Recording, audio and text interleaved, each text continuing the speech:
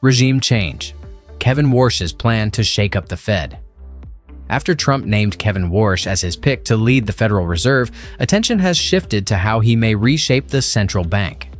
Warsh has called for regime change at the Fed, blaming it for failing to prevent pandemic-era inflation and saying it has lost credibility, while pushing for changes in inflation policy, monetary strategy, and bank regulation. Warsh is expected to target the Fed's $6.6 trillion balance sheet, building on recent quantitative tightening aimed at reducing excess liquidity. He has called the balance sheet bloated, urged significant cuts, and backed lower interest rates to support families and businesses. The Fed's assets peaked at $9 trillion in 2022, a size also criticized by Treasury Secretary Scott Bessent as exceeding the Fed's core mandate.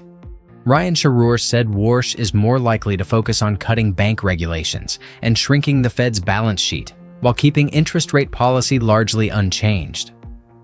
Warsh has also criticized the Fed's data-driven approach, arguing it relies too heavily on lagging economic indicators and reflects false precision and complacency. Charlie Ripley warned that pushing for further rate cuts could raise inflation risks. After 3 consecutive cuts, the Fed has paused, with markets expecting 2 more this year. Ryan Sharour added that Warsh may struggle to win FOMC support for aggressive cuts, and could even find himself regularly outvoted if he pushes too hard. A Fed veteran said Warsh is more likely to echo Trump's economic views without pushing drastic rate cuts.